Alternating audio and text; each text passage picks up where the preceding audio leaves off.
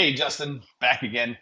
Hey, this one, I keep going back to it. I want to discuss this a little bit more, and we can bring up some examples. But Sure. stock accuracy, Oh as yeah. we get around to different places around the world, and we go into their warehouses, and that's the first we do is do a walk down and understand the processes and how they manage inventory, how they stock inventory, and the accuracy that's associated.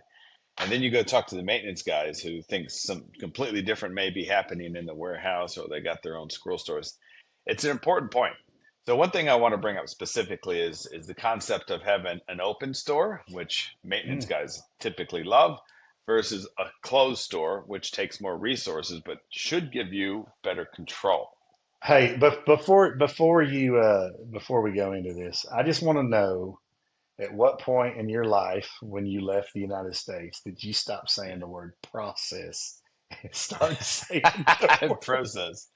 Was I it? don't know if I you're don't like, even know. I've been gone so long.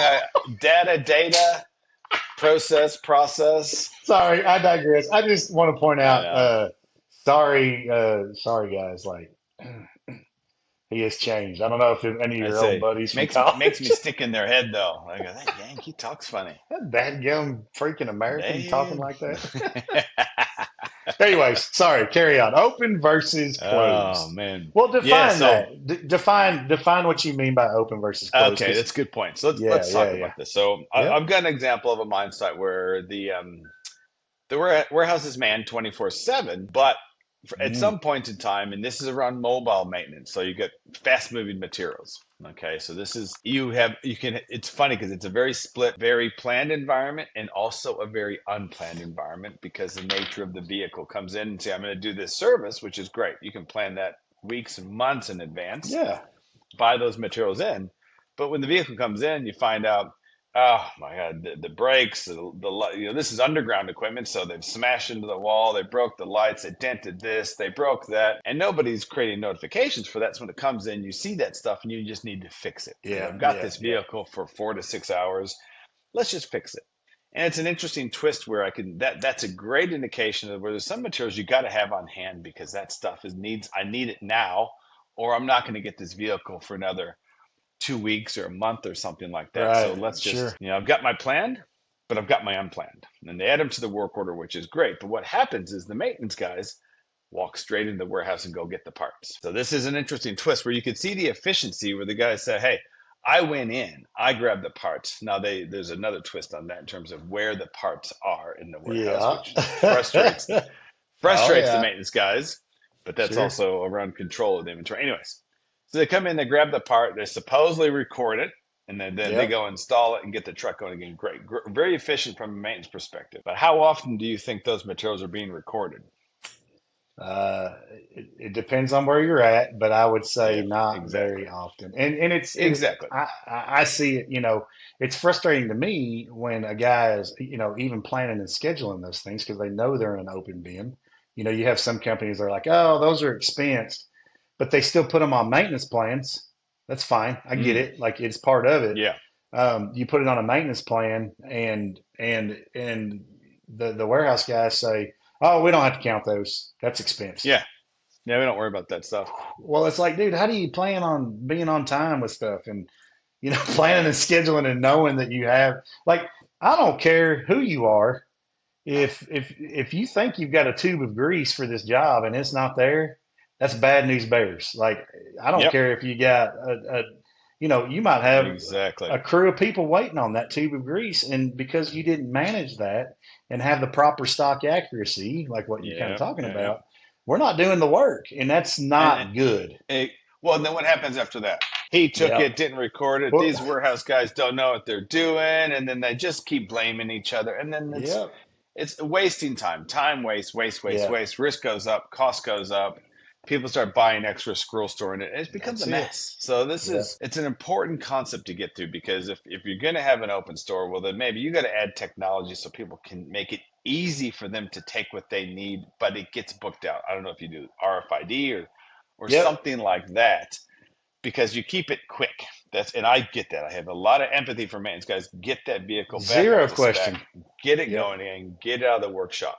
And Absolutely. for the love of whatever, for Yep. goodness sakes, if you're not going to have, like, say, I hear a lot of guys say, well, I have a vendor come in here twice a month, and they count it, and then they just restock and bill me for like, Yeah. Oh my God. This is that it's is kind of like the fox guarding the hen house a little bit there, but like, yeah. like, Well, this is you bring up a good point. So we've got yeah, this workshop, and so what's in it is a whole bunch of Toyota parts. So all their light vehicle are Toyota vehicles. So now here in Australia, people love Toyota. Toyota is very high quality. And when you got light vehicles, guess what everybody drives on site? and what they drive at home and what they drive get to, yeah, Well, that's what yeah, I mean. They absolutely, drive at yeah. home, and it's just going to be Oh, the too, same yeah, vehicles. Yeah. yeah, So, yeah.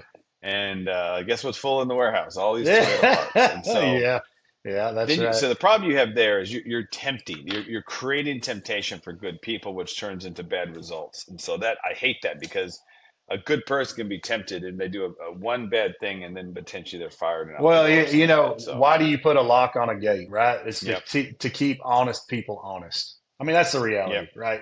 yeah, yeah, Um, exactly. I hear stories. I heard a buddy of mine.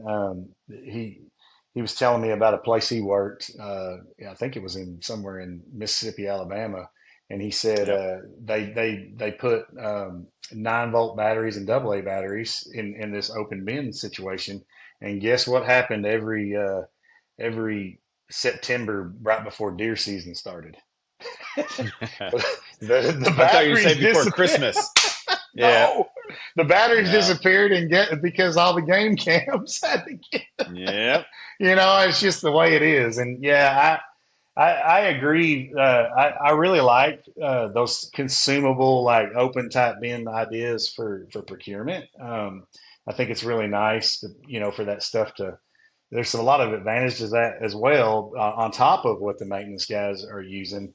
But man, we've got to have some systems in place to make sure that if we say we got it, right? Like that's the whole point Yeah. of the process. So you make a Well, really as you good can point. see, well, this comes back. You bring emotion into it. The problem is that Yeah, if we go back to risk and cost, yeah, if the maintenance manager who's going to feel the pain of all those batteries disappearing doesn't care, it hits his cost center, then why do the warehouse guys care so much? that's right. Just And make them why even open. stock Now, it? Yeah, typically you don't because costs are going to skyrocket. I've seen some right. huge bills on silly little consumables because people take everything home. Yeah. Coffee, Milos we have down here, kind of like a hot chocolate. That stuff Hmm. just goes off the shelf and it becomes bad, and then that's not good. Yeah. Well, of course, bad is Yeah. not good, but Good job. when you Hey, get process. you start, yeah, you start put yeah, process.